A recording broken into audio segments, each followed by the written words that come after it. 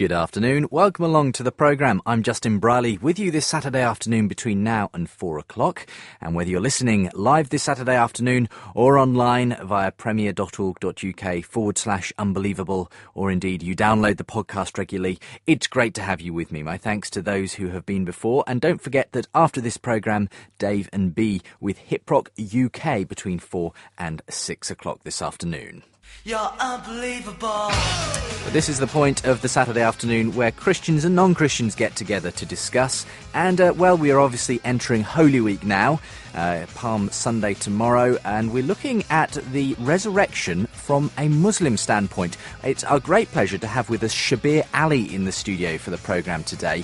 He is one of the foremost, if you like, Muslim thinkers and apologists when it comes to the Muslim faith. He's going to be explaining why he doesn't believe in the resurrection of Jesus, indeed why he doesn't believe Jesus actually died on the cross. Does believe he was crucified but didn't actually die. Well, in response, we're going to be hearing from Canadian Christian apologist Tony Costa. They've met before, and we'll be hearing why Tony believes we can believe and be certain in the resurrection of Jesus.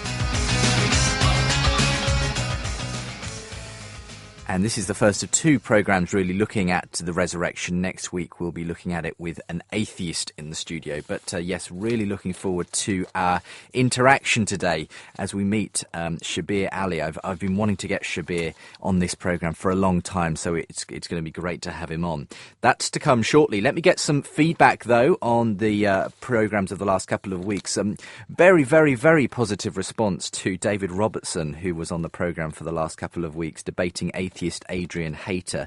David, the author of the Dawkins Letters, Challenging Atheist Myths. Lots of you wanted to get in touch in regard to that. Let's start off first of all with Anthea. I always love Anthea's messages. They're very well thought out. Here's one that she dropped off in regard to the first programme. Hello, Justin. Great debate on Saturday about atheist myths. There was a comment about Christians not being as clever as atheists. Well, of course it's true. That Francis Collins, he's not too clever. That C.S. Lewis, he's a well-known village idiot. Dorothy Sayers, who reads her stuff anyway? John Polkinghorne thinks he can read the stars, not without a sat-nav. Martin Luther King, well, not very bright, was he? Or influential. David Suchet, he's not much of an actor. Harriet Tubman, well-known coward. John Tavener, I reckon he's tone-deaf. Anne Atkins, she's not very bright. Francis Schaeffer, well, he's as dim as a 10-watt bulb. And Alan Titchmarsh, everything he grows dies. I'll just take my tongue out of my cheek now and say bye-bye, and I'm really looking forward to the next part of the debate. That is great fun, Anthea.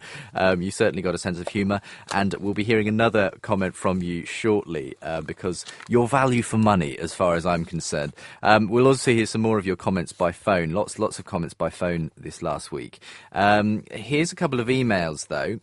This one from Bram says, I'd like to thank you for a brilliant show the past couple of weeks. David Robertson's book, The Dawkins Letter, Challenging Atheist Myths, is a welcome addition to new atheist criticism. The publication of another book such as Mr. Robertson's might give one the false impression that the new atheist arguments must be well formulated and cogent. However, even a cursory inspection of the academic literature excluded from new atheist writings clearly indicates the contrary. Indeed, by recycling old arguments through the use of rhetoric, insult, and metaphysics disguised as science, Dawkins and co. are rather mere distractions to the discussion. As noted philosopher William Lane Craig has stated regarding an atheist colleague who crowned Stephen Hawking's argument against God in A Brief History of Time as the worst atheistic argument in the history of Western thought, well, now Craig says, with the publication of Richard Dawkins' central argument of his God delusion, which I've criticised elsewhere, the time has come, I think, to relieve Hawking of this weighty crown and to recognise Dawkins' accession to the throne.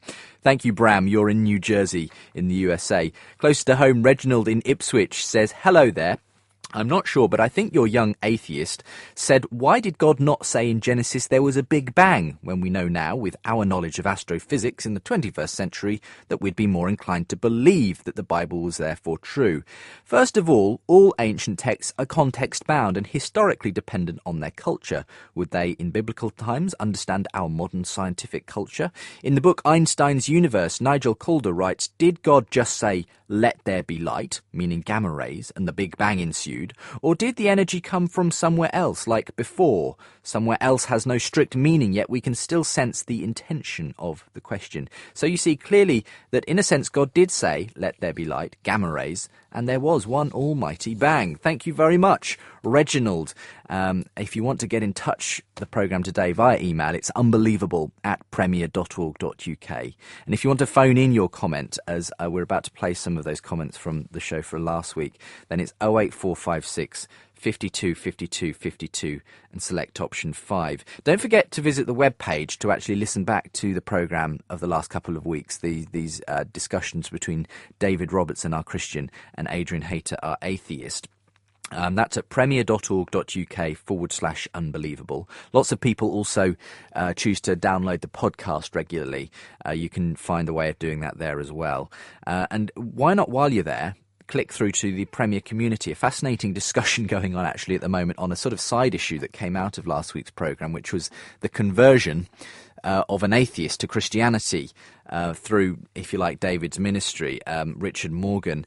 And just an interesting discussion going on his story, and Richard himself and David both contributing to that discussion. So again, you can reach the Unbelievable group of the Premier Community by going to the Unbelievable webpage at premier.org.uk/unbelievable. Now, there were a wide variety of responses to last week's programme, which just gives you an idea of the scope of the types of things we discussed. So we'll be hearing in these callers views on evolutionary morality, whether foreknowledge cancels out our free will, Dawkins' motivations, and the indoctrination of children. But let's start with another comment from Anthea on one of the claims made in the first programme that we heard. On your show on Saturday, the two atheist speakers were openly stating that discrimination against Christians is all right because they have chosen their beliefs, and discrimination against black people is wrong because you don't choose your colour. I find that so comforting as a black Christian. I wonder which half of me they're going to discriminate against. And also, of course, by the extension of this logic, Robert Mugabe is perfectly correct in oppressing those who vote for the opposition party, because after all, they chose to do that. The people who were thrown into the gulag under Stalin, that's okay because they chose to write books and do other things that offended his totalitarian beliefs. The problem with the principle is that it needs to be applied comprehensively, if not universally. So that's a principle that really could cause to be them to be, as my father would have put it years ago, hoist by their own petard. Mr. Robertson from Scotland was excellent, and I'm actually quite tempted to buy his book as a consequence. Oh, hi, my name is Peter. I've just been listening to the programme about what might be favourable or not in terms of evolutionary theory, and I was thinking that Genghis Khan has got something like 5% of the current population of the world who are kind of descended from him, and his behaviour, I think most people would warrant to be absolutely atrocious. And I think it's only if you have a system of absolute morality that you can say that. Yes, just a thought without going into a huge discourse. Watching something happen, knowing it's going to happen, and knowing when it's going to happen is not the same as making or forcing the happening. I'll give you an example. If a man says to another man, I know where the sun is going to rise, I know the time it's going to rise, I can point to the horizon where it will appear. And sure enough, the next day, as he points his finger, the sun arises at that point.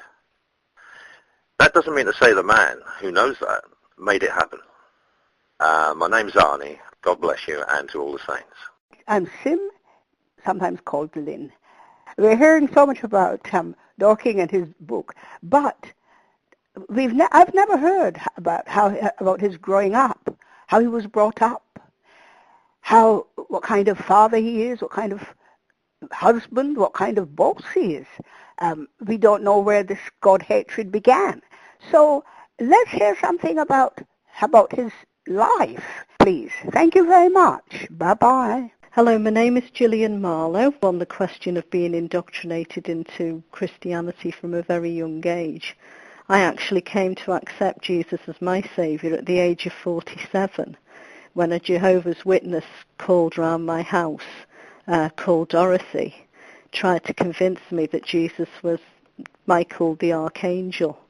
And when I actually went and studied the Bible, I discovered that he was in fact God and part of the Trinity.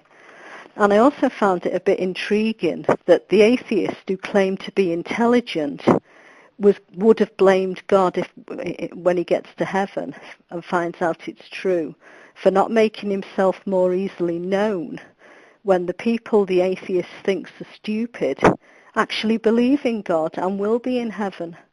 I don't know how he's going to explain that, really.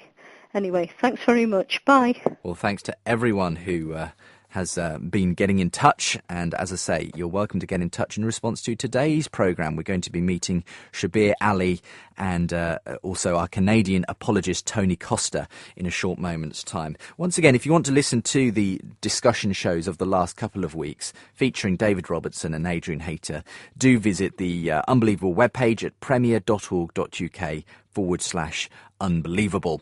I'm also going to put up a link with today's programme when this goes live on the webpage to the TV recording, the premier.tv recording of the discussion between two men, Michael Bird and James Crossley. You may remember they contributed to this programme back in January on the origins of Christianity, a Christian and a non-believer, both historians though, both church historians, looking at the origins of Christianity.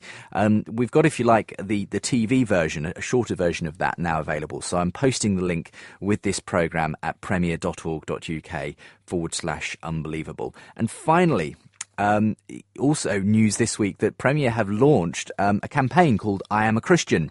It's in response to the National Secular Society, who have been running a debaptism campaign. Don't know if you've heard of that, but you can actually get hold of a certificate now via them to say that you have been officially debaptized, or unofficially really debaptized. You no longer believe what those parents perhaps said over you at baptism. Premier are running in response a campaign called I Am a Christian, where we're looking for 100,000 Christians to sign up to that, to say that they believe the historic creeds of the Christian faith. If you want to sign up yourself, then do go to iamachristian.co.uk. OK, time to meet our guests as we look at the question of the resurrection of Jesus Christ.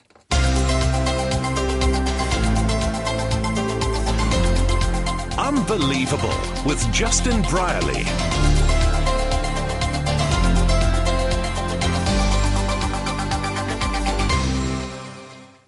Welcome to the programme. It's Unbelievable with me, Justin Brierley, and really looking forward to today's edition of the show. We've got the topic that we have done in many ways in other shows, Did Jesus Rise from the Dead? But a particular slant on it, if you like, this week. It's my great pleasure to welcome into the studio Shabir Ally, who is someone I've long wanted to have on the programme. Shabir, if you know anything at all about the world of Muslim-Christian interactions and faith discussion, he really has been a leading figure in that for a long, long time. He's based out in Toronto in Canada. He's just been over in the UK for a week or two, and so I was able to secure him here in the studio for the show. So a very warm welcome to you today, Shabir. Thanks for joining me. Thank you, Justin. It's my pleasure to be on. It's great to have you. We've got from Canada, funnily enough, which is Shabir's own backyard, Tony Costa as our Christian guest on the programme today. Tony also not a stranger to this show, actually. He's been on at least once or twice before. Tony is a minister out in Canada and a Christian apologist, very much. That's part of his ministry. He seeks to put a reasonable case forward for believing in Christianity, particularly in the resurrection, and that's how I got to know him. So a warm welcome to you as well, Tony. Thank you, Justin. It's a pleasure to be with you today. Well, thank you both for joining me, gentlemen. Perhaps start off with you, Shabir. Tell us a little bit about your background, how things got started for you as a Muslim. Oh, when I was a youth, about 14 years old, the imam of our village came to invite my father and brother to the mosque, and I listened intently to what he had to say. I thought he made sense. The mosque is there, and we ought to popularize it. I started going. I knew very little about the Islamic faith at the time, but I was spurred on to learn the more I got engaged in prayer and reflection. And the more I learned about the religion of Islam, the more everything seemed to make sense to me. And I then took it seriously, and that became very much a part of my life as it is now. And you've obviously devoted your life to really putting forward a reasonable case for Islam around the world.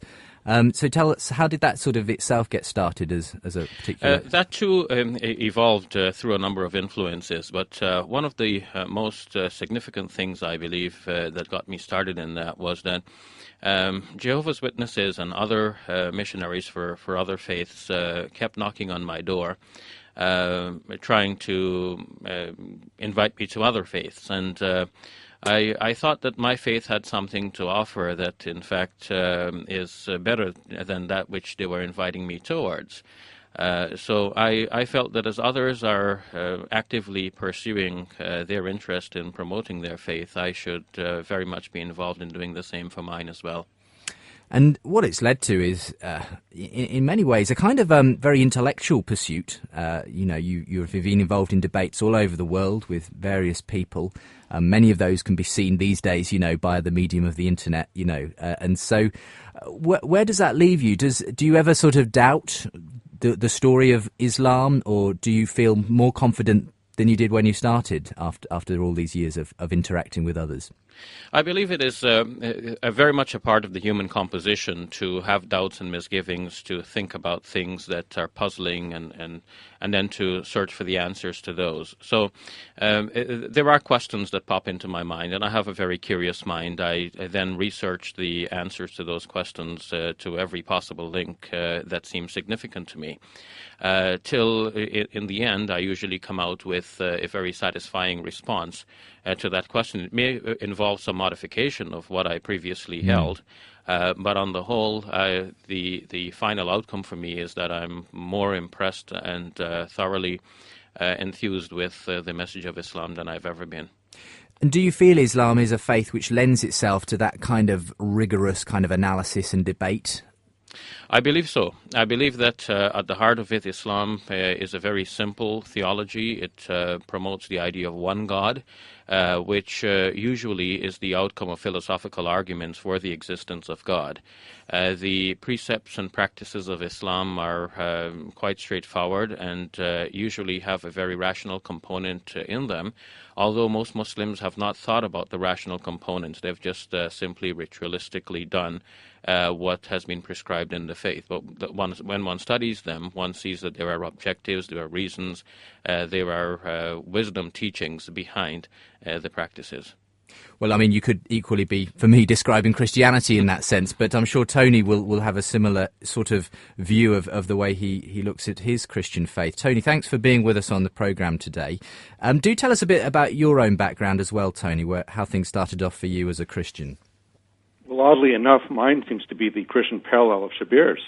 I was raised in a Roman Catholic home, a very devout religious Roman Catholic home, and went to Mass every Sunday, the sacraments, etc. But one thing I always noticed, Justin, was that there was always an emptiness in my life. I knew about God. I knew that He was the creator, preserver, the sustainer of the universe, but I never had a personal relationship with this God.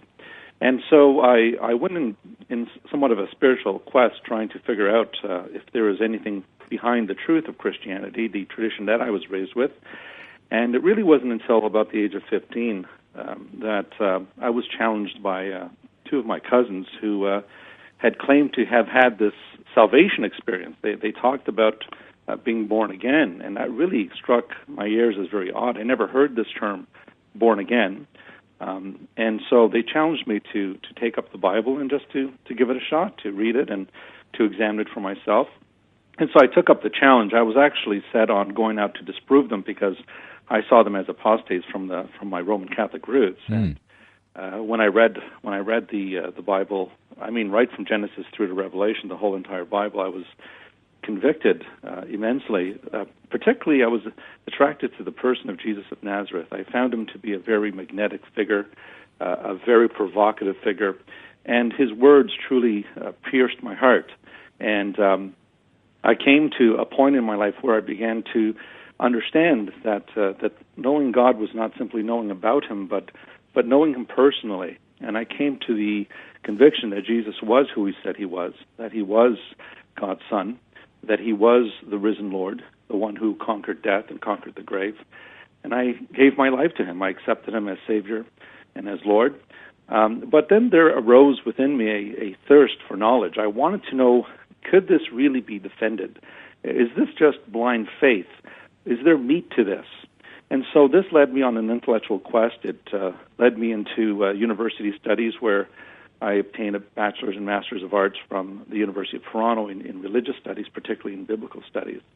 And now I'm currently a PhD candidate in New Testament studies. And so what I have found was when the Jehovah's Witnesses came to my door, and they started knocking on my door, it challenged me also to examine my faith a little more closely. And what I came to realize was that Christianity is very rational, that it is consistent with the worldview that we see in the Bible, and it is also consistent with what it tells us about the world, man's alienation from God, the depravity of sin in the life of people, what it does to people, and that people are in desperate need of redemption by their Creator. Now, this isn't the first time you've met Shabir, because obviously you're not far from each other over in Toronto, both based now in Toronto in Canada. So what have you made of your interactions thus far? Well, Shabir and I go way back. I think the first time we had a debate was back in 1991, I believe. So Shabir and I go way back, and we're good friends. We've kept in touch, and over the years we've interacted through debates and dialogues at various universities in Canada, particularly in the Toronto area and abroad. And I respect Shabir. I think that Shabir is an honest individual when it comes to his faith and to his scriptures. We have some major differences in theology when it comes to the person of God and the person of Jesus. But I think Shabir is a gentleman, and I enjoy interacting with him. Well, I'm sure you would say similar things about Tony. Yes, Shabir. Thank you, Tony. That obviously is mutual. I have great respect for you and love for you. I see you as a very honest individual, very serious about your faith, and I really have fond memories of our interactions. I think these were scholarly interactions, and they were interactions in which we preserve the decorum that should be expected of Muslims and Christians. Too often in dialogues and debates, we get a very heated atmosphere that lends more credibility to the atheist argument, which says that people of religion do nothing but quarrel with each other. I think people of religion should reflect the basic teachings of religious ethics, which speak of respect for other individuals and kindness in our treatment of them. Well, thank you both for joining me, and I'm really looking forward to our discussion today as we look at the question, did Jesus rise from the dead? And we're going to be hearing from Shabir, our Muslim imam in the studio today, why he doesn't believe that is the case, and he's going to be spelling out what he believes happened to Jesus in terms of the crucifixion resurrection story. We'll also be hearing from Tony why he does believe that Jesus did rise from the dead and why there are very good reasons to believe that as a Christian. So a fascinating discussion as we draw very close to Easter at this time. Do hope you can stay with me right through till 4 o'clock this afternoon. If you're listening online or via podcast, you're also welcome to check out the web pages of both my guests today. I'm posting that information alongside the podcast, so do check those out. For Shabir, it's islaminfo.com, and for Tony, freewebs.com/Tony Costa. So we'll be getting into our discussion in just a couple of minutes' time here on the show that gets Christians and non-Christians talking.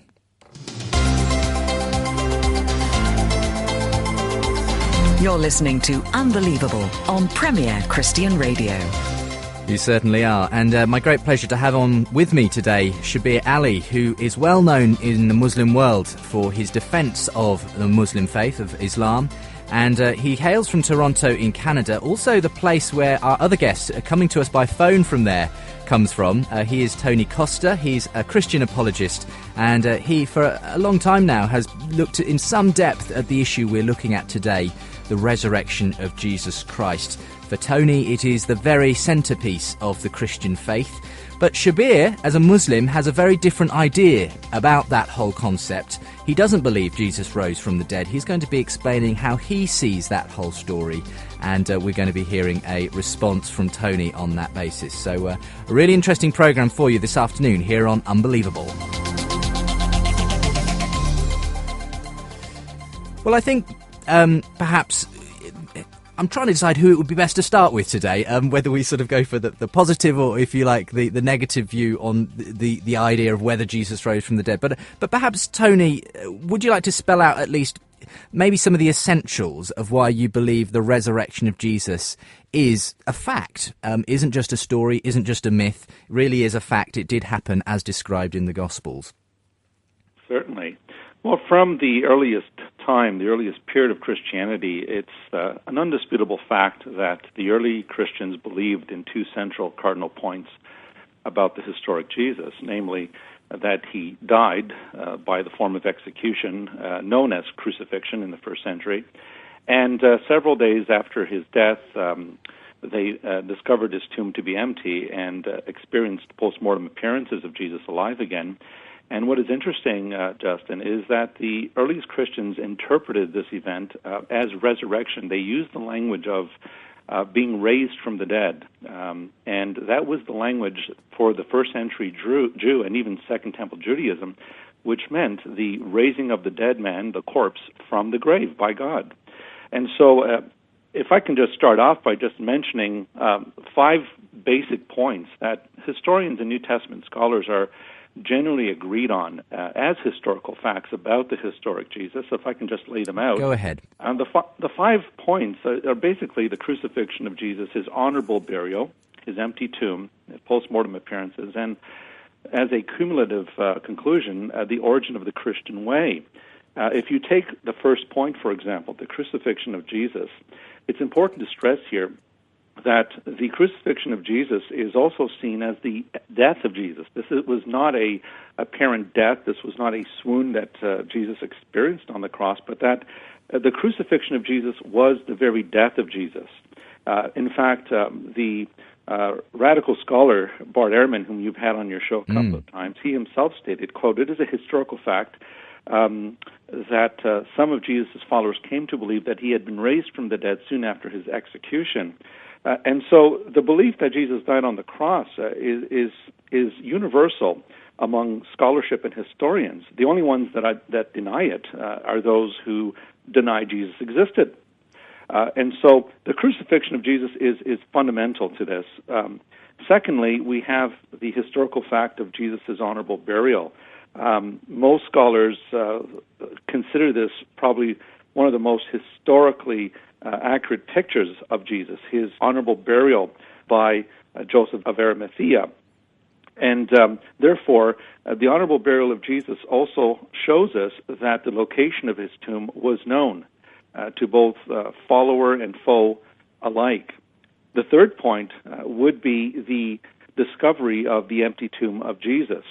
All the Gospels are agreed on this point, that on the third day following Jesus' execution, a number of his women disciples discovered his tomb to be empty. Now, our earliest writer, Paul himself, when he writes in 1 Corinthians 15, verses 3 to 4, he delivers to the Church of Corinth a creed which most scholars believe are pre-Pauline. That is, it doesn't come from Paul, it comes from the earlier disciples who followed Jesus. Paul delivers to them 3 basic points. He says that I delivered to you what I received, namely that Christ died for us, for our sins, according to the Scriptures, and that he was buried, and that he was raised again. So even Paul, our earliest writer, does know about the burial tradition and also the raising of Jesus from the dead. And this is significant because for those who would say, well, the resurrection of Jesus, that was just a kind of myth that sprung up over the next 100 years or something. This shows just how early on people, obviously, the Christian community believed in it. And that creed that you find in 1 Corinthians 15, 3 to 4, James D.G. Dunn, who hails from your country, James Dunn himself argues that creed comes within 3 years after the death of Jesus, so that what you have there is perhaps the earliest creed that we have within the New Testament concerning the death, burial, and resurrection of Jesus. The other fact that scholars are agreed on is that after the discovery of the empty tomb, the early disciples experienced post-mortem appearances of Jesus. That is, they had experiences where they saw Jesus alive again, where he communed with them and commissioned them on their mission to the world. And so you have the post-mortem appearances. And then if you take all of these points together, the death of Jesus, his burial, the discovery of the empty tomb, the post-mortem appearances, the only conclusion that these early Christians came to, and this is consistent throughout the pages of the New Testament, is that God raised Jesus from the dead.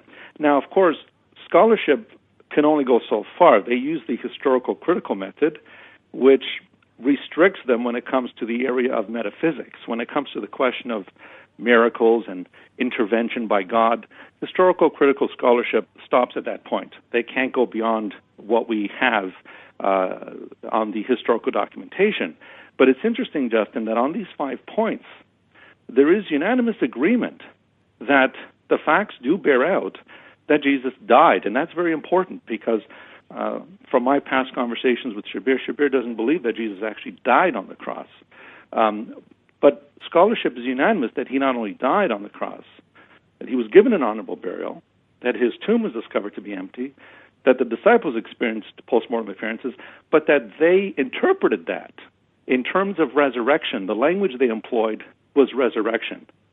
And so if we're going to deny that Jesus did not die on the cross, if we assert that he did not die on the cross, then we have to explain why it is the early Christians used the language of resurrection instead of assumption or translation into heaven.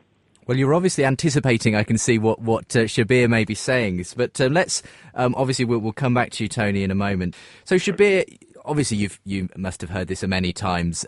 These are very often put as the 5 key things that for Christian apologists are real pillars, if you like, of the case for the resurrection.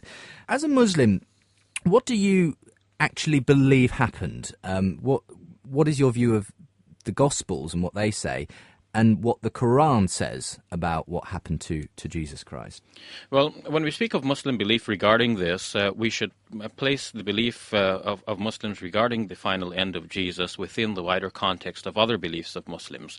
And we'll see that this is actually a peripheral belief. While it is necessary for Muslims to believe in all of the prophets of God, including Jesus, and especially Jesus, the specific manner in which he met his end is not spelled out in any great detail in the Quran.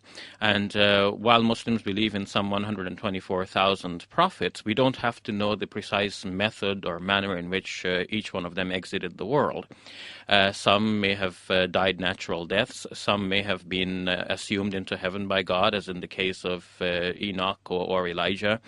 And in the case of Jesus, we have a curious narrative in the Quran that says that whereas the Jews boasted that they killed Jesus, the Messiah, the son of Mary, they neither killed him nor crucified him, but it was only made so to appear to them. And those who differ about the matter are in doubt concerning it. They have no certain knowledge except to follow a conjecture, but they killed him not for certain, whereas God raised him to himself. What precisely is meant by this is not entirely clear, because the Muslim commentators in the classical period have offered a wide variety of interpretations on this. Mostly they said that someone else was substituted for Jesus on the cross. Jesus was taken into heaven while the other person made to resemble Jesus was crucified instead. But I have followed the rethinking of many exegetes on this passage who feel that it is not necessary to have that belief that someone else was substituted for Jesus. The Quran doesn't make it necessary that that's the interpretation you yes. What the Quran seems to be saying here is that they did not kill Jesus by some ordinary means, nor did they kill him by the specific means of crucifixion. We find this usage elsewhere in the Quran as well. In Surah 5, verse number 33, we have the juxtaposition of the two same terms, killed, crucified. And in that verse as well, it seems that the word killed in the Quran means killing by some ordinary means, whereas crucifixion means to kill by the specific method known as crucifixion.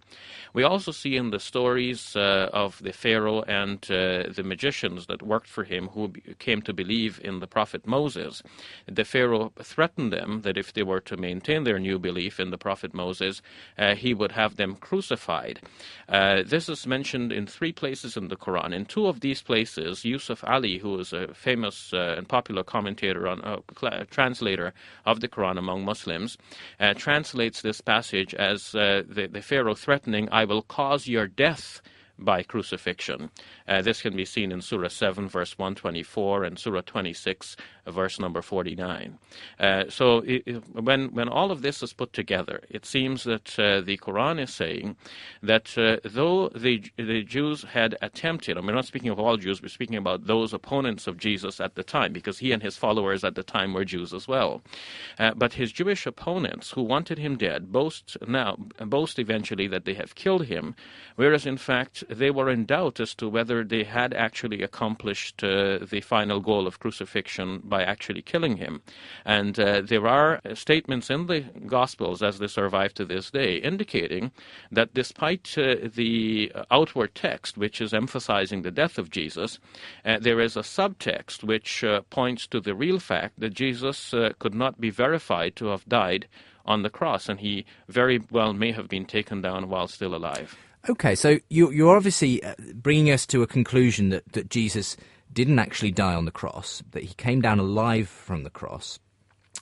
So from your point of view then, what is the resurrection and all of those testimonies in the gospel about? Was it just a hallucination or a false belief? What's going on with those stories? Well, to make sense of these stories, the scholars looking at them observe the manner in which they have the appearance of later legend now written after the fact. They're not blow-by-blow accounts of what happened as they happened.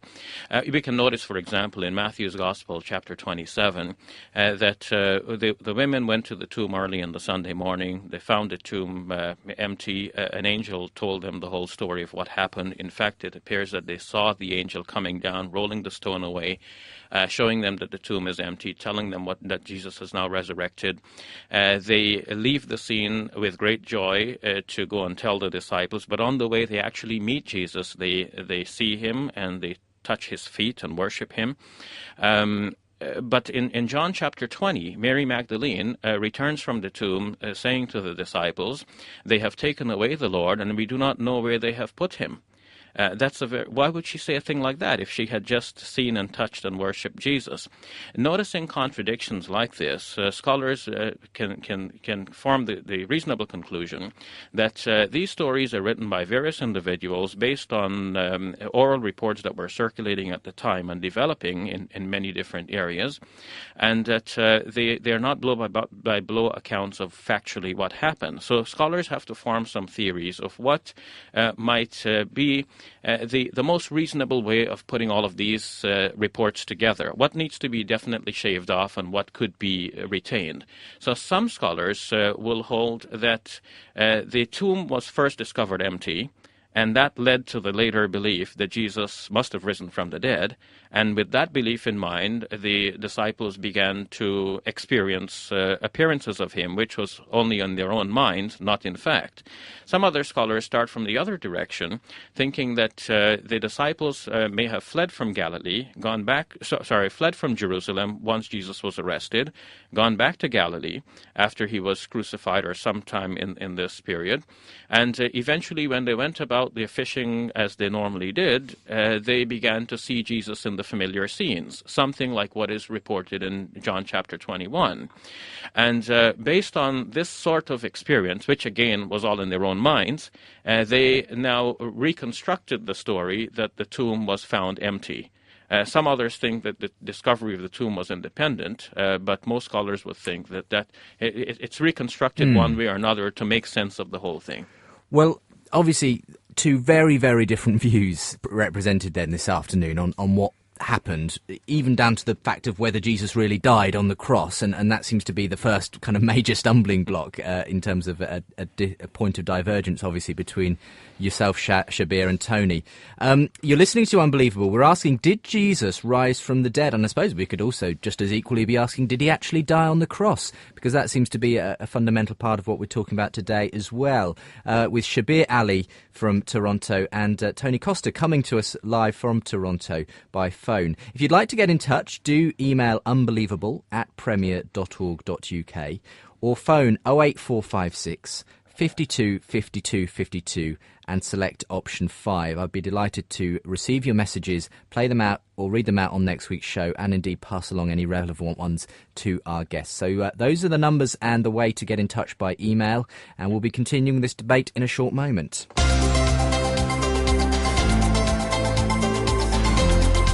Unbelievable with Justin Brierley. So, Tony, what's your initial response to all those things that Shabir had to say just now? Well, first, to start off with, I think it's important to stress that Shabir's position on the crucifixion of Jesus is really one that most Muslims would see as at variance with classical Islam. Classical Islam, Sunni and Shiite, has always interpreted the Quran in Surah 4, Ayah 157, as showing that Jesus was neither killed nor crucified. I believe the Arabic is وَمَا قَتَلُوهُ وَمَا صَلَبُوهُ. And so you have to realize that Shabir has, in effect, he has set his face against the position of classical Islam in this area. Shabir's position is actually one that is not really new at all. It's actually held by the Ahmadiyya sect of Islam that also holds to the view that Jesus was crucified, but he merely swooned. But what Shabir is proposing is something that was proposed in the late 1700s and early 1800s. It was known as the swoon theory, or the apparent death theory, proposed by a number of scholars who tried to explain the empty tomb. How do you get around an empty tomb if Jesus was really dead? And so they argued that, in fact, what happened was Jesus wasn't really dead. He was rendered into a deep state of unconsciousness, and that he revived in the tomb.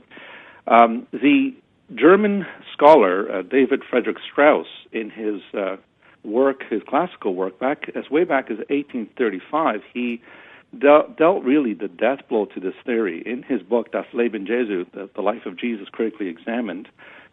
Strauss denied all the miracles in the Gospels. He denied all the supernatural events. He concluded that the apparent death theory, or the swoon theory, really held no water, because it cannot explain the high Christology that we find in the New Testament. It does not explain the worship of Jesus in the New Testament. There is no way that early Christians would have regarded Jesus in divine terms if he merely escaped death by the skin of his teeth.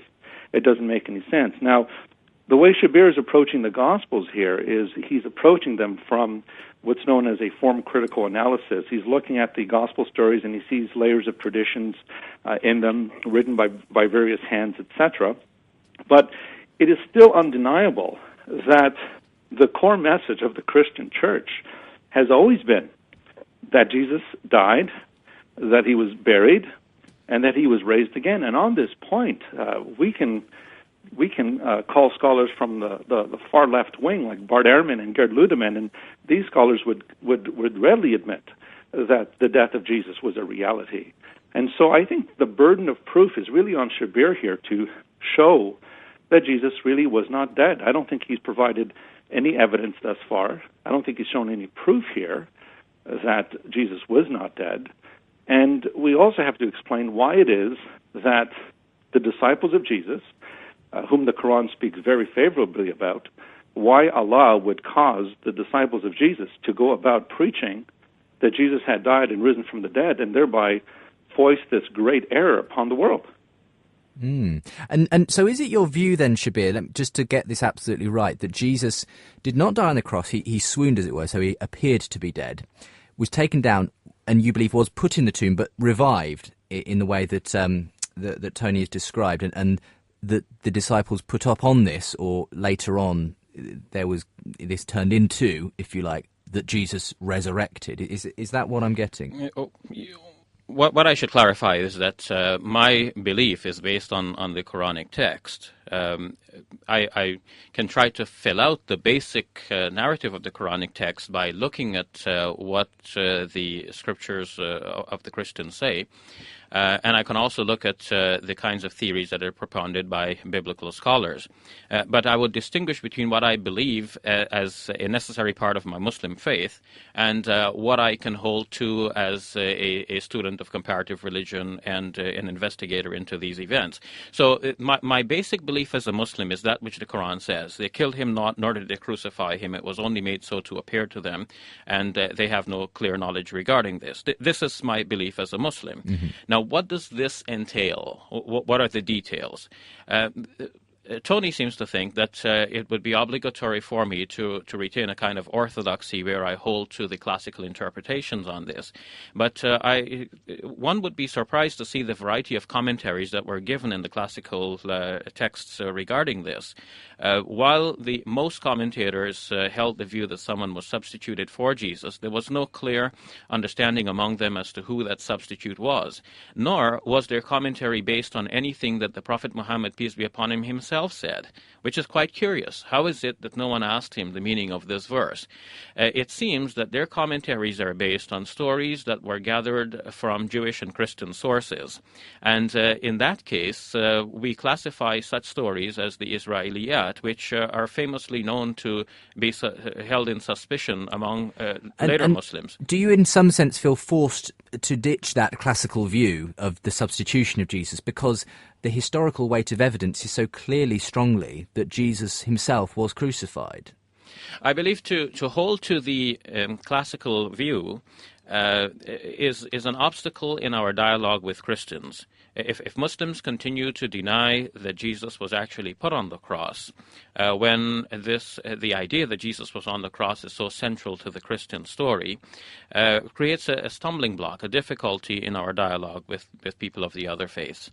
And for this reason, much more so than the historical reason, I would prefer the interpretation which actually brings into harmony the Quranic text with elements that are found in the Christian Bible. But the other, and I believe an equally important reason for this, is that the classical Muslim scholars in interpreting the Quran followed a well-known and acceptable method in that they looked at what the Quran said and they looked for the details of what the Quran is speaking about by turning to Jewish and Christian sources. They wanted to learn about the biblical scriptures, but they did not have direct access to the Bible.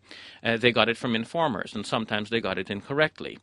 Today we have better access to the Christian scriptures. We can read them, I can read them, and we can see that what the Quran is referring to in brief is a more detailed story, and the details of that can be found in the Christian scriptures. When I look at the details, I see that the doubt that the Quran was referring to, what was the doubt that they had?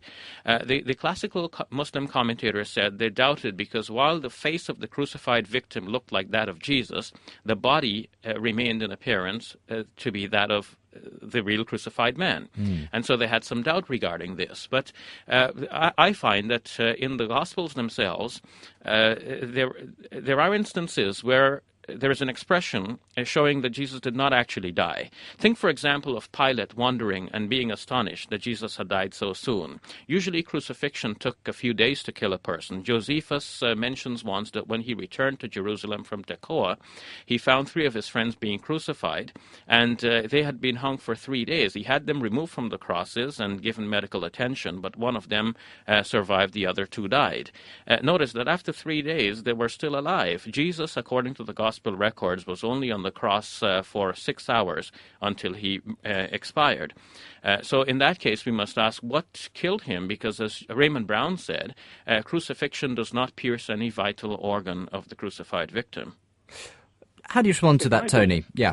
If I can just, maybe Shabir can respond to this, but I'll address what he just said. But I'd like Shabir maybe to cite any Islamic commentator that he knows of that believes that Jesus was actually crucified. I'd like to know if he knows of any commentators from... In the classical period, Tony, no. I readily admit that when I look at the classical commentators, they universally held that someone was substituted for Jesus. But notice the methodology here. You should not insist that Muslims follow every classical interpretation of the Quran. While Muslims are required to believe in the Quranic text as being from the Word of God, the commentators sometimes have been off the mark, though they were great commentators, and we start our learning of the exegetical tradition by studying their works. We have to have the willingness to go beyond that. I appreciate your critical analysis. I'm just surprised, however, that, as you know, the Muslim community also follows the Ummah, the community of faith, and the leadership. But I'm just interested to know what has convinced you that Jesus was actually crucified. What were the considerations you put into effect that brought you to this understanding that Jesus was in fact crucified? You mean to use one meaning of crucifixion? Well, because notice that I'm distinguishing between two meanings here. One meaning of crucifixion is just simply to hang on a cross. When Mark's gospel says, for example, it was the third hour when they crucified him, obviously he has in mind that first meaning. Oh, I understand. I'm just asking, yes. Shabir, what led you to the understanding that Jesus was in fact crucified? I think I've just explained that. What I've said is that in looking for harmony between the Muslim and Christian scriptures, I find that the Quran is speaking of something here which is readily identifiable in the Christian scriptures without the need to resort to the classical Quranic interpretation, which says that someone was substituted for Jesus. Right, so you find the gospel records, you find them reliable in this area. No, not that I find them reliable in this area, but I find that there is no reason to reject this particular aspect of the Christian gospels. And on what basis do you say that?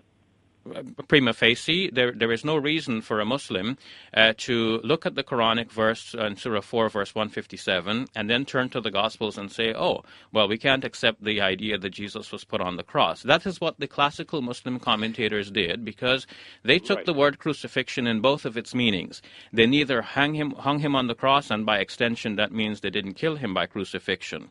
But I believe that the word crucifixion as used in the Quran means to kill a person by that means. And the Quranic denial that when it says ma salabuhu, as you rightly read it, it means they did not kill him by this specific method of crucifixion. We're going to have to just take a quick break here, but I'll allow you to come back, Tony, because I think you're working up to kind of a particular point here. And we'll also, of course, have your response to Shabir's contention that there are clues in the Gospels that Jesus didn't really die.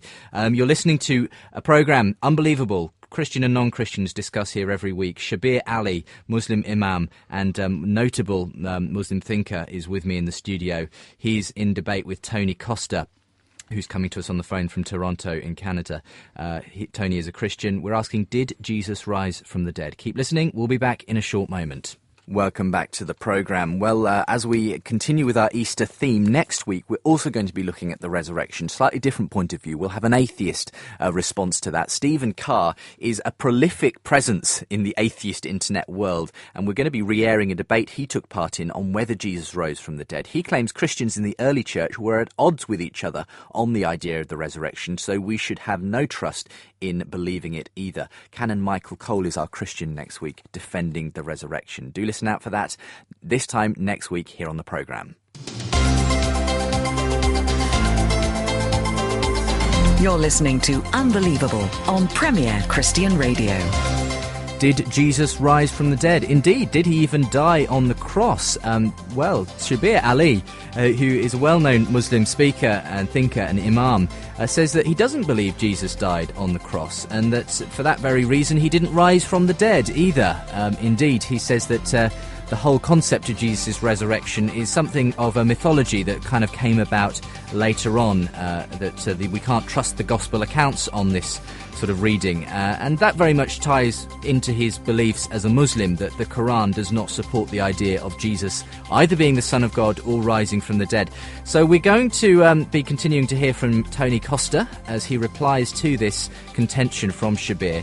Tony himself is a Christian apologist based out in Canada, where Shabir is also from. Okay, so Tony, you were just sort of, when I had to interject in the last segment, kind of, I thought, working up to something along the lines of, I'm getting the feeling you believe that Shabir has actually been forced to this belief that Jesus really did get crucified, even if he doesn't believe he died on the cross, by presumably the weight of historical evidence. I think that's exactly the case. I think that the weight of the evidence presented in the Gospels, not only the Gospels, but even the earliest Christian writer Paul, is so overwhelming that the tradition that Jesus was crucified could not have possibly been made up. And what I'm hearing from Shabir, Surah 4:157 is the only text in the Quran composed of 40 Arabic words that say anything about Jesus being crucified. And I'm just interested in the fact that Shabir is willing to concede the point that Jesus was placed on the cross. And outside of the New Testament, I can't see what other source Shabir would be alluding to in support of his contention that Jesus was crucified. Yeah, I think what you would like to hear from me, Tony, is that I should speak as a historian and agree that the placement of Jesus on the cross was a historical fact. I'm not here to speak as a historian. I speak as a Muslim theologian. And what I see is that the Quran says that they neither killed him nor crucified him. And from seeing that, I have no reason to go to the Gospels and say, well, they didn't even put him on the cross. Because though that is one of the meanings of crucifixion, I see that the meaning that the Quran here is using in denying the crucifixion, if you will, is that the Quran is denying that they actually fulfilled the goal of crucifixion by actually killing him through that method. I mean, so I have to admit myself, and I'm totally new to this whole area myself, Shabir, but on the face of it, that verse from the Quran, they neither killed him nor crucified him, it makes it sound exactly what Tony, I think, would assume, which is that they didn't put him on a cross. And this is what the classical Muslim exegetes assume, but that's because they went by the surface meaning of this verse without I just wonder, wouldn't it have made sense to, if they really didn't mean that, to have made it clear that they did crucify him, but he didn't die? I mean, if that is actually what was intended originally. Perhaps we can ask God to restate all of his scriptures, the Old Testament, the New Testament, the Quran, and there will be no work for exegetes. What the classical Muslim exegetes failed to do here was to tie in the use of this word, salb, which means crucifixion, with other uses of the same word everywhere else in the Quran. There are about 6 places in the Quran altogether where this word is used, and in every case it always means to kill by a method known as crucifixion. So it can have theoretically another meaning outside of the Quran. The word can be used to indicate just merely hanging a person on the cross, but that's not how the word is used in the Quran itself. Though the Quran is not denying that possible meaning, but in this passage and in everywhere else where the Quran is using the term, it always means to kill a person by the specific means of crucifixion. Okay. Well, I feel we should probably, gentlemen, move on from this point. But Tony, I mean, would you kind of, take maybe on Shabir's next points now, which are the whole area of, well, are there other parts of the gospel which would suggest that Jesus didn't actually die and support a swoon theory? I don't see that at all. I don't see that at all unless you're looking for it. I mean, if you look at the earliest gospel, Mark, which Shabir cited earlier, Shabir cites the example of Flavius Josephus, where he talks about how a number of his friends were crucified and 2 of them survived. One died. He pled with the emperor to release them. This doesn't, of course, mean that all crucified victims survived for a couple of days. If you look at the earliest Gospel of Mark, yes, we are told in Mark 15:44 that Pilate marveled that Jesus was already dead, but we're also told that he called a centurion and asked him whether he could certify or verify that Jesus was indeed dead. And after his death was certified, if you will, the death certificate was issued, then the body was released to Joseph of Arimathea.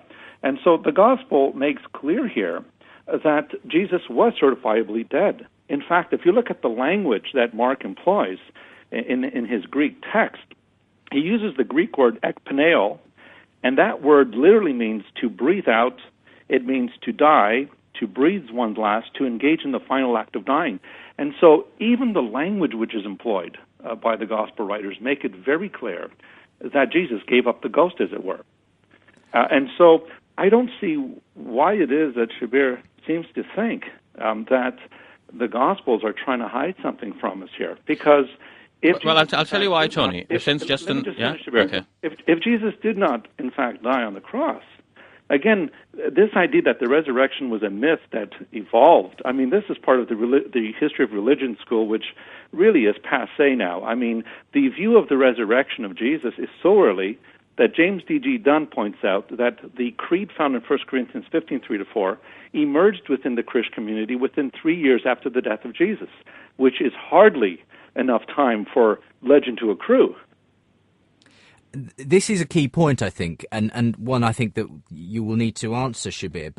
But it seems, first of all, you want to keep going on your point that, for whatever reason, you believe that the Gospels do have this underlying story which you speak of, that Jesus didn't actually die. I mean, yeah, well, how can that be, given it is so clear that that's what Mark is saying? He died, yes. And you're drawing on aspects which say that's not so? Yes, I'm saying that while the surface text of Mark and others are insisting that Jesus died, and they're trying to prove that even, there is a subtext which shows that there were indications that he didn't actually die. For example, the amazement of Pilate. Now, Tony says the centurion certified, but there is no such thing as certification mentioned in the Gospels. Pilate just simply asked the centurion, and he affirmed. The actual words of the centurion are not given.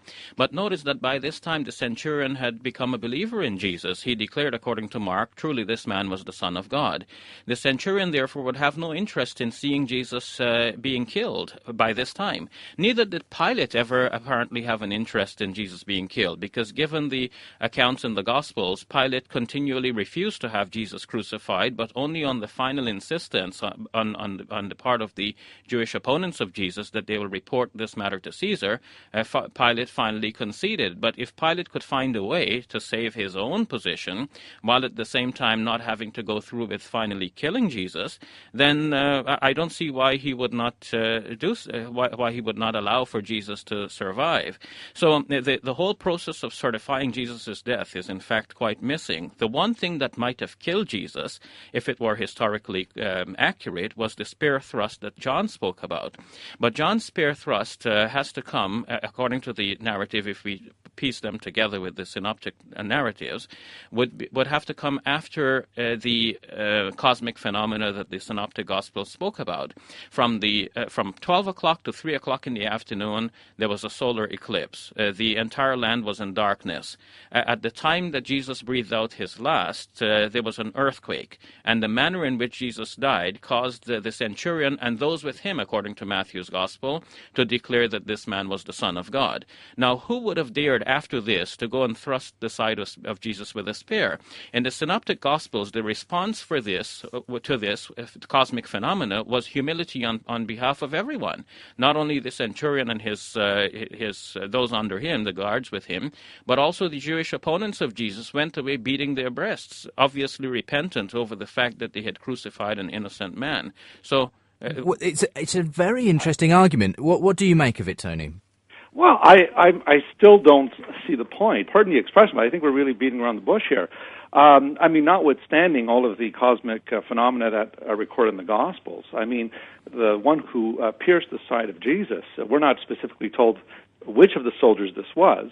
We're told in John's Gospel that to ensure that he was indeed dead, they pierced his side, and they would not break his legs as they did the criminal's legs. But again, I'm still trying to see what any of this has to do with the death of Jesus. We don't see these radical form critics of the New Testament like Bart Ehrman coming out and saying, Jesus really wasn't dead. Mark's subtext indicates that Jesus was actually alive on the cross or put in the tomb alive. We don't see this. I mean, this is a kind of line of thinking unique to Shabir, as far as you can tell. Yeah, well, where is Shabir getting this from? I mean, the only commonality that I see with Shabir is a theory that arose in the 1700s and was put to sleep in 1835, or Or as I've said before, I mean... Put to sleep is a nice way of putting it. Shabir's become Ahmadiyya. He's gone Ahmadiyya on us. No, Tony, let me just mention something here that perhaps you're not familiar with. Robert Price, in his book Deconstructing Jesus, has actually given a sympathetic reading of the Muslim account on this, and he says that while Muslims have noticed for a long time that there are indications that Jesus did not actually die, there are other indications in the Gospels as well. And he has noted that not only in that one book, but also in the Incredible Shrinking Son of Man, and in his response to the Da Vinci Code, he has also made similar references. Think, for example, of the fact that in the New Testament Acts of the Apostles, when the disciples preached about Jesus' resurrection, the text that they cited from the Old Testament was Psalm 16. Now, the commentator on Psalm 16 in the Interpreter's one-volume commentary on the Bible says that Psalm 16 refers to someone who has had a close brush with death. It's not about somebody who actually died, because notice that it says that his body did not see corruption. And we know that at the moment of death, corruption immediately sets in, though we do not notice that. So if Jesus' body did not become corrupt, then it means that he did not actually die. He was in a very deep sleep or coma. If I could just respond to that question. Robert Price is probably considered the most left-wing fringe scholar. I mean, he denies Paul wrote 1 Corinthians. He denies Paul wrote Galatians. I mean, he holds to such extremist views that even Bart Ehrman has dismissed his allegations.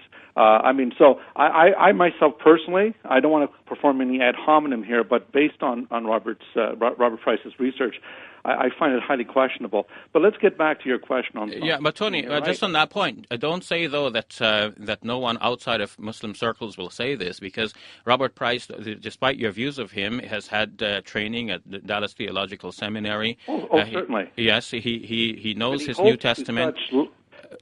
He's like most New Testament scholars. They have a wide variety of views that are not shared by others. He particularly has views which are outside of Christian circles. We know that. But even, I think what Tony's trying to say is that even in the company of similar atheist, agnostic Bible scholars, he is considered to be right on the edge of what is considered to be scholarly kind of and that may be so, but at the same time, forget that we're mentioning Muslim, or we're mentioning Robert Price, or we're mentioning Christian. Think about the actual elements on which I'm basing my argument. There are real indications that Jesus might not have died on the cross. Tell us then what actually caused his death. If you say the spear thrust, and you say that one of the guards might have done this, what do you make of Matthew's gospel, which says that not only the centurion but all of the guards with him declared that Jesus is the Son of God? So you would have to have a guard outside of this circle who comes in to give the spear thrust. Exactly. We're not. And then you'd have to have a guard who didn't notice this cosmic phenomenon, or is not scared by all of this. 3 hours of darkness throughout the land. Let me just first answer your question on Psalm 16, then I'll get to the Gospels. First of all, in your appeal to Acts of the Apostles, there is no doubt that even in the preaching sermons of Peter and Paul, recorded in Acts, which are considered by scholarship to be very old and ancient, they mention the death of Jesus. But I'm not denying that. So you have to deal with what I'm denying. I'm saying that there is a subtext. So you have to look at the subtext. I'm trying to answer you. Yeah. In Psalm 16, you're right. In the immediate context of the Psalter, in Psalm 16, you're right. The psalmist has been delivered from the gates of death. There's no doubt about it. But the Christian use of that psalm, if you read the context in which Peter appeals to that psalm, he is making a contrast between the body of David, which is buried in Jerusalem in his tomb, and the risen Jesus, who is no longer entombed. And he quotes that passage in a midrashic form. As you know, the Jews practiced midrash when they came to the exegesis of Old Testament texts. Peter appeals to that passage in support of the resurrection. Even though you're right, in its immediate context, it is a reference to being delivered from the gates of death. But the way Peter used that text was actually to support the fact that Jesus' body was no longer in the tomb, that this Jesus, whom you killed, Peter says, God has raised. I mean, I'd like us also, in a sense, to move on so that we're not just responding to Shabir's belief that Jesus didn't die on the cross, but Shabir, you're also responding to Tony's positive case, if you like, for the resurrection, a key part of which is 1 Corinthians 15, this early attested belief in the death and resurrection of Jesus Christ. I mean, what do you make of that particular passage? Well, I should say that this is not the only early attestation to Christian belief about Jesus. Earlier than the Gospels, we have evidence that the pre-Markan Gospel source actually spoke not of Jesus resurrecting from the dead, but being assumed from his tomb. Assumed into heaven, translated or transported into heaven from his tomb. And this was attested to by Reginald Fuller in his formation of the gospel narratives. And most recently, Daniel Smith, in his doctoral thesis, now published in the book, The Postmortem Vindication of Jesus in the Sayings Gospel Q, it was done at the University of Toronto under John Kloppenberg, who is the premier Q scholar of the New Testament. Daniel Smith actually attests to this by citing a wide variety of sources to show that this was an earlier Christian belief than the one represented in the Gospels. You're saying that when you talk about this other document Q, which Mark drew from in his Gospel, you're saying that even though we don't have access to this gospel, there is a belief that that gospel spoke of an assumption of Jesus from Actually, there are two sources. There's the Gospel Q, which Mark did not necessarily draw from, and there is the pre-Markan Passion source that Mark is said to have drawn from. When we look at Mark, we see that Mark speaks of resurrection, but that's in verse number 7 of chapter 16. But Wolfhard Pannenberg and other scholars have held that the pre-Markan source of this did not include a mention of Jesus appearing to his disciples, and given without that mention of Jesus appearing again to his disciples, what we have really is an account of an assumption of Jesus. Now, Dieter Zeller, a German scholar, actually holds that the sign of Jonah spoken about in the Q Gospel would involve, in its similarity with the case of Jesus, really an assumption of the alive Jesus. And that is very close to what Muslims have held. Well, I'm going to give you a chance now to respond to that, Tony. And as I do that, let me say that if you're listening and you'd like to respond yourself to anything you're hearing on the programme today, then you're welcome to get in touch by the normal method, unbelievable@premier.org.uk. And if you'd like to get in touch by phone, it's 08456 52 52 52, select option 5. I'd be interested to hear from you if you've been intrigued by the discussion that we're having on air this afternoon, and I'm happy to play or read your message out next week on the programme, and indeed pass any relevant ones on to our guests here in the studio.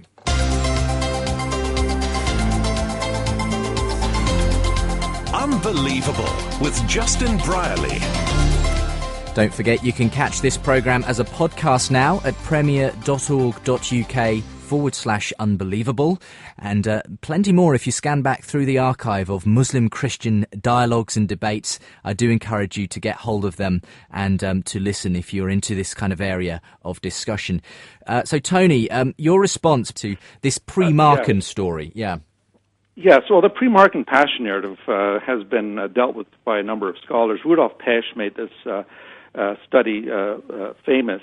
But what Rudolf Pesch has shown in the pre-Markan Passion narrative is that it also included the empty tomb tradition, the empty tomb story that you find in Mark 16, 1-8.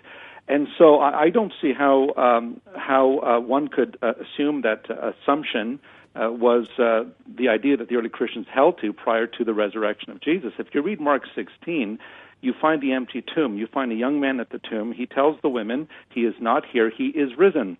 And he tells them that he will go ahead and tell Peter that he will go ahead of you and he will meet you in Galilee. And so the post-mortem appearances of Jesus are anticipated already at the end of Mark's Gospel.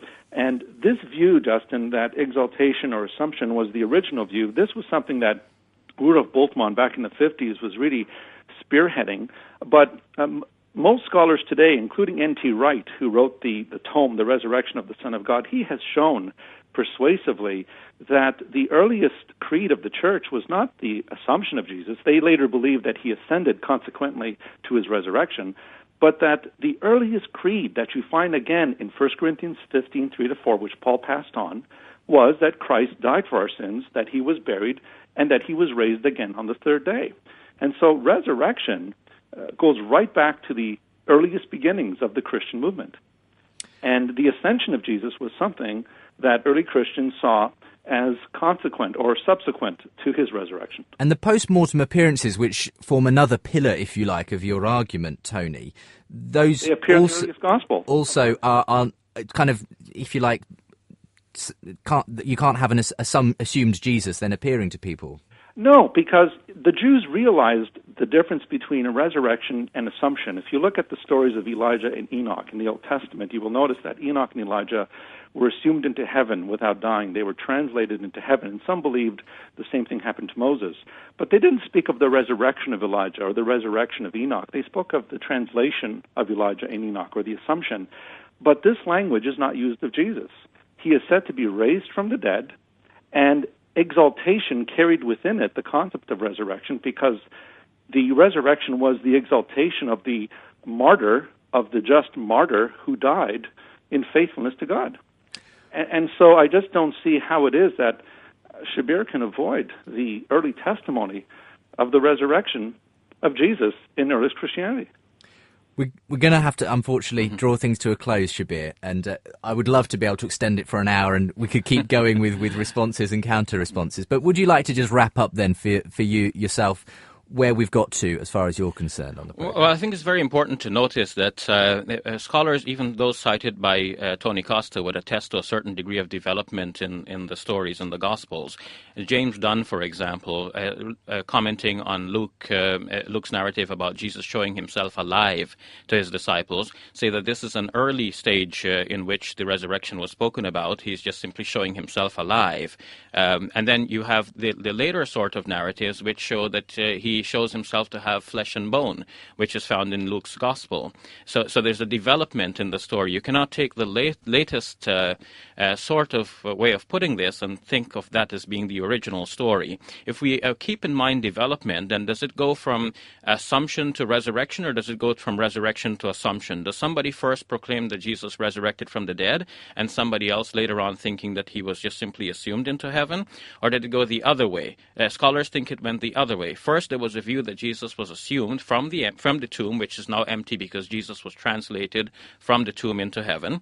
And then there are tacked on to that are later stories that Jesus now appeared to his disciples. And in order to make that possible, the ascension of Jesus is moved from being an original story about Jesus being assumed into heaven to have that come following the appearances. And then the ascension is actually given twice. So Luke has done it two ways. First, he's given us the ascension of Jesus on Easter evening, and then in order to make room for even more narratives, later on he gives us the ascension as having occurred some 40 days after the crucifixion. So we can see that the original story of the assumption of Jesus from the tomb into heaven has now been moved by Luke, first as an ascension on Easter Day, and then second as an ascension some 40 days later, each time to make room for apparent stories which would give you the full-blown resurrection account.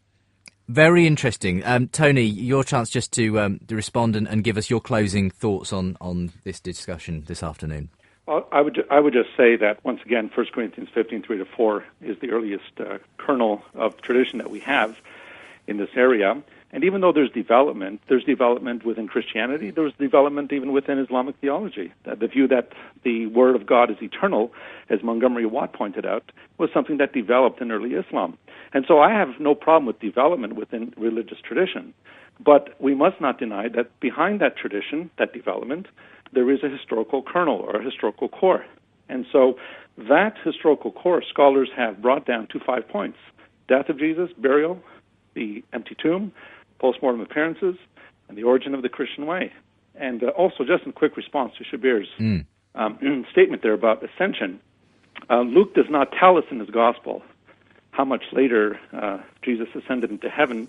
He tells us in Acts that it was 40 days. But even if you take the fourth gospel, John is also aware of the ascension of Jesus, and it's not something that happens on the day of resurrection.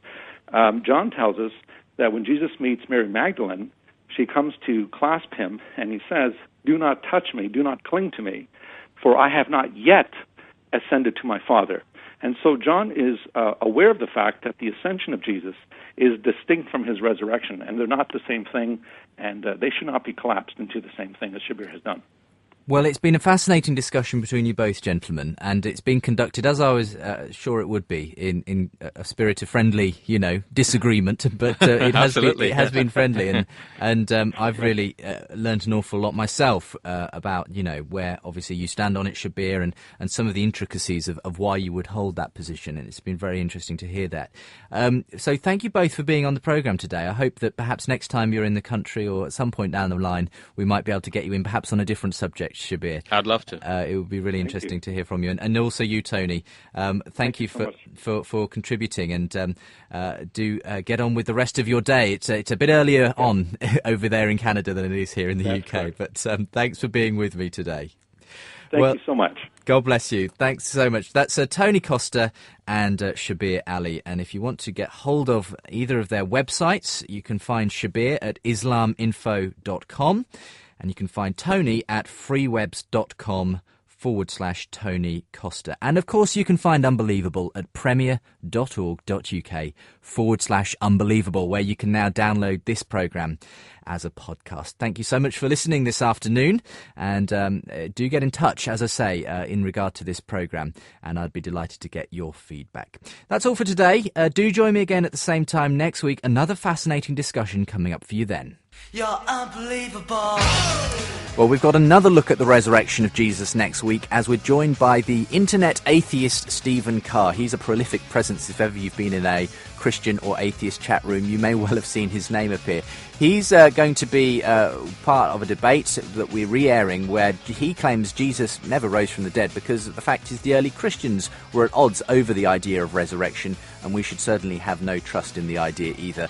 Canon Michael Cole is our Christian next week, defending the idea of the resurrection. So that's Easter Saturday's programme for you. Do hope you can join me for that between 2:30 and 4 o'clock, or indeed online at premier.org.uk/Unbelievable.